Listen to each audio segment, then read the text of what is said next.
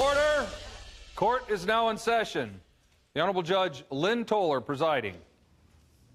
Good day, ladies and gentlemen. I'm here today with Erin Noyd and Deena Jacobs. The two of you have been married for a brief 6 months. You do not, however, want to be married anymore.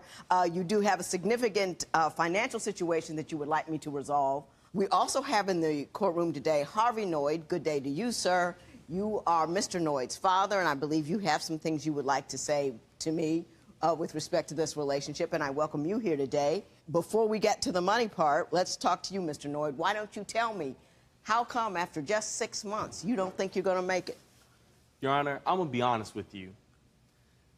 I thought I married my lover. I ended up marrying my mother, all right?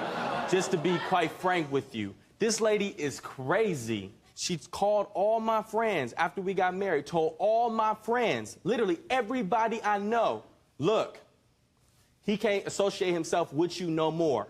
He can't come hang out with you no more. He can't go to the bar with y'all no more. He can't do nothing with y'all. I'm like, really?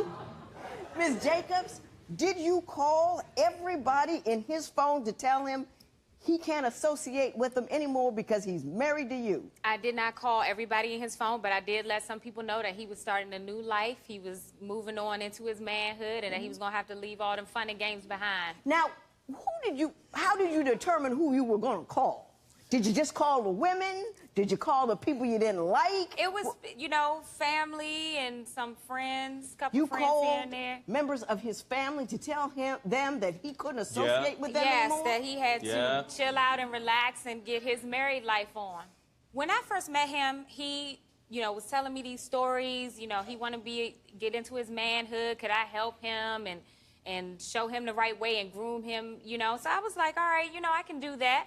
And part of it was leaving all those childish things behind. Well, family's not childish. It can be when they all about fun and games all the time. Fun and games and hanging out and drinking. Was he correct when he said he knew you 30, 45 days before you got married? It's about 6 weeks. About 6 weeks. Now, I didn't force him. He came pushing up on me.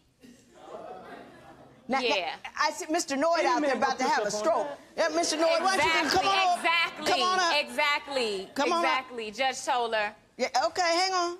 Mr. Noyd, how are you, sir? How you doing, Al? I take it you are not in favor of this union. No, not of course. She had the nerves to call me Papa Noyd. She's 10 years younger than me.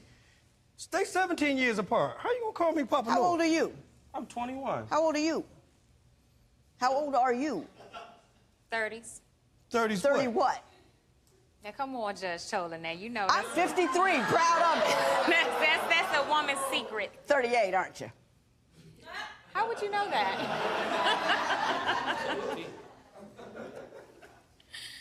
He said it. He said his age and the age difference. That's one of the things right there. That's it's immature. Called counting. He's always going around blasting our age difference. Like, chill out on that. Everybody doesn't need to know that. Both of them crazy, Your Honor.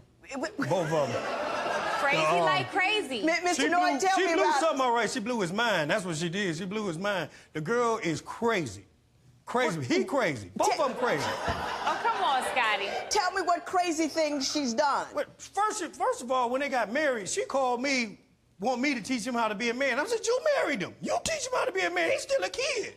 And See then, what I'm saying? And then I'm going over their house one time. He crawling out the window, running down the street in his underwear. I'm like, what the hell is going on over here? Because he said, because I'm nagging him. Because I'm supposed to be nagging him. I'm trying to get this man, whip him into shape. He's immature. He's too clingy. He's 21. Ms. Jacob, what did you think you were getting when you got somebody who was 21 years old? What did you think he was going to bring to the table? Some penis. She said penis. A paycheck. Penis and a paycheck.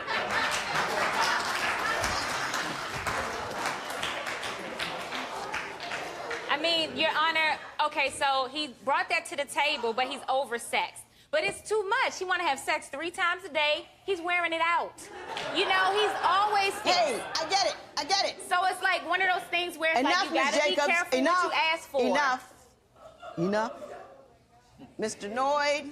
They're crazy. I told you, they're crazy. As gently as possible, can you tell me whether or not there is a disparity in your sex drives? There is, Your Honor. I come home from work, you know, and I like a little foreplay. My foreplay sometimes it has to be, you know, me getting some food. And I come into the house, she got a TV dinner ready for me. And I'm like, how you expect me to want to have sex with you when you feeding me TV dinners? And she be eating all gourmet meals, coming home talking about she was at IHOP. I'm like, well, you go feed me. But you go feed me some TV dinners and want me to jump on top of you. But then when I finally do get on top of her, when I finally do get a chance to have sex with her, she talking about, oh, I'm tired. What you been doing all day? Chilling at home while I work. Did in that 45 days of whirlwind romance, did you guys ever talk about expectations and desires? I had expectations. And what you needed from each other? I had expectations of a good woman, but I didn't get that. I got somebody who disrespects me, degrades me.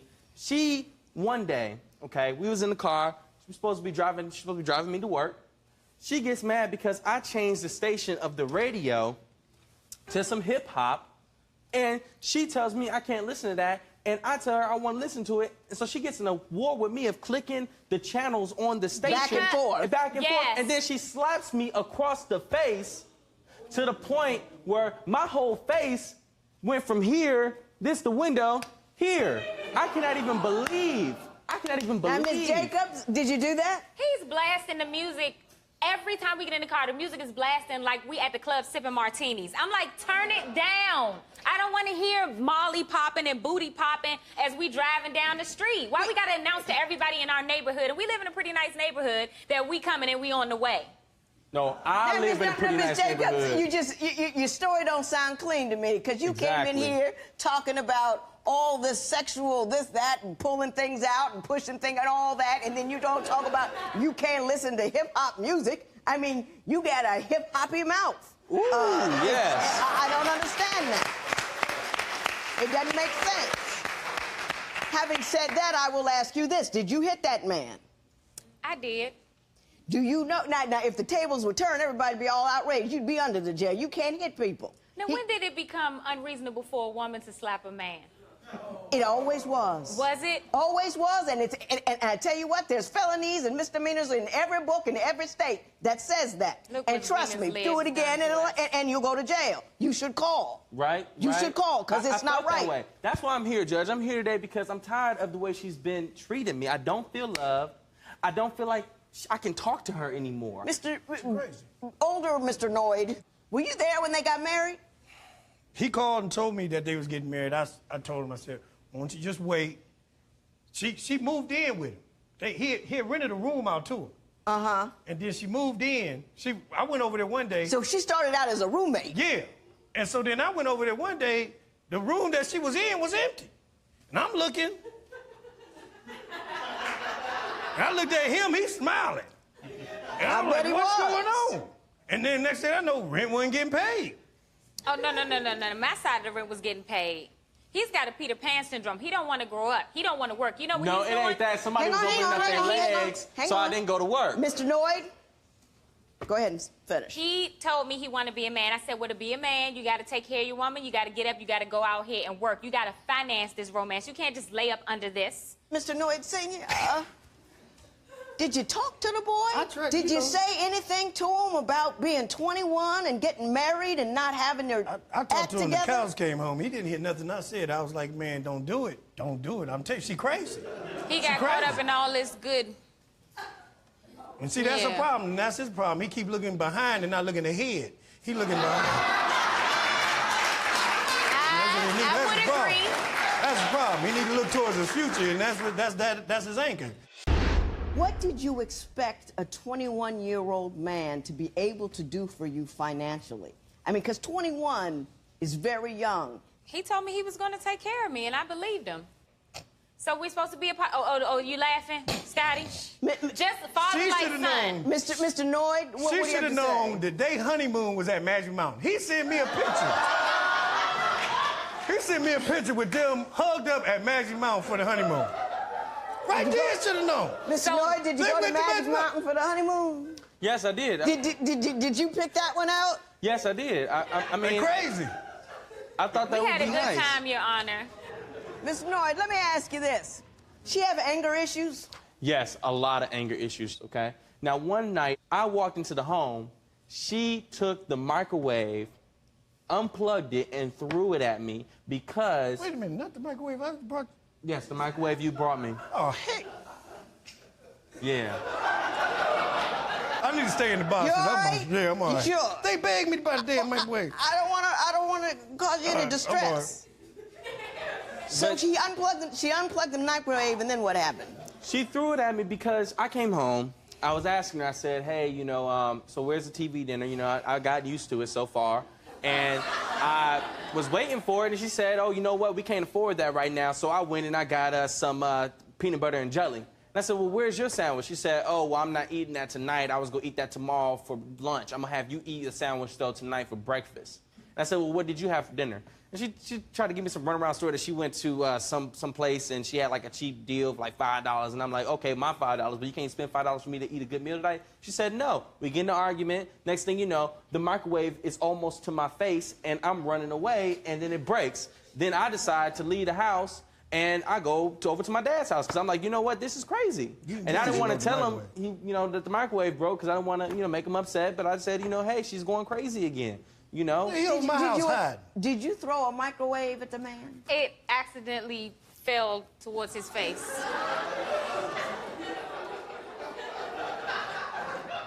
And is this how you teach him to march into manhood, is by hurling He around like it. appliances? He like it. It turns him on. I came home one day. He was at He my goes- house Hang hiding on. under the bed.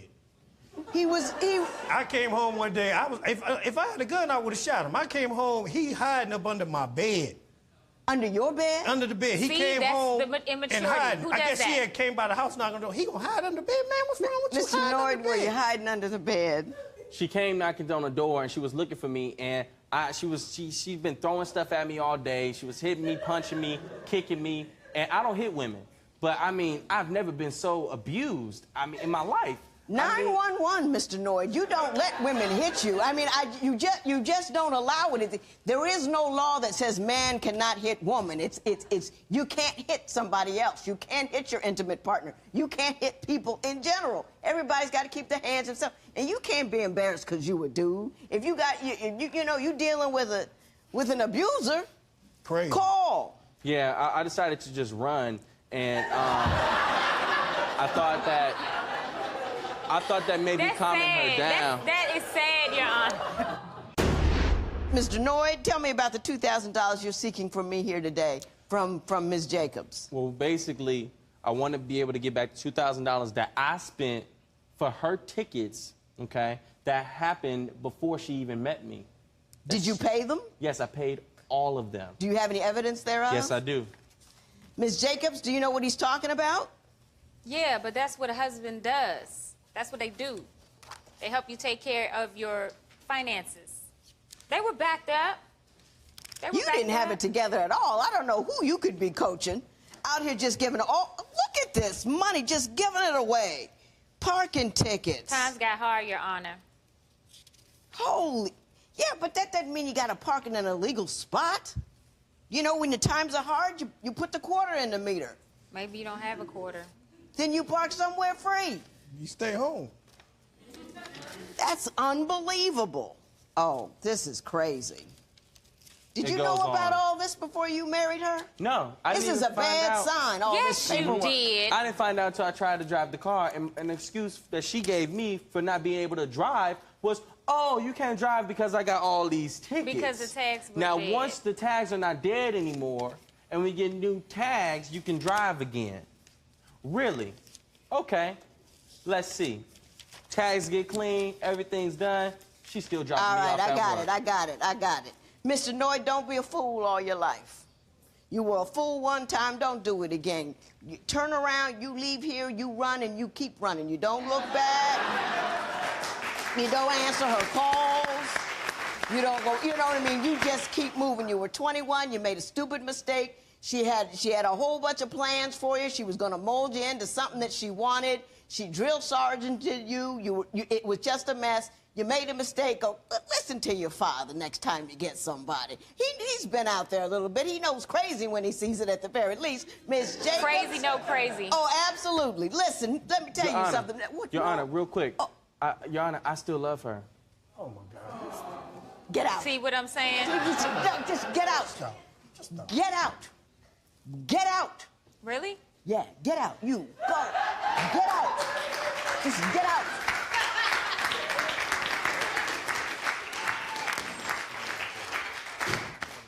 You're gonna have to work with that boy, because he's not thinking, listening, or nothing. Gonna tell me I still love him. Anybody that's sitting there don't even need to be in here. I'm not gonna give him any money anyway, because he doesn't deserve any money. He was a fool. He paid this woman's tickets, and you used him, you abused him, you're tacky and you're trifling. There will be no recovery in this matter. It is so ordered. All right. Parties may leave the courtroom. Since taping the show, things have been in transition for Erin and Djakarta. They attend counseling once a week, and it's teaching them how to compromise without faulting each other. Erin says Djakarta has stopped checking on his every move, and he no longer feels suffocated by her. They love each other and are taking the time to smooth out the rough spots in their relationship.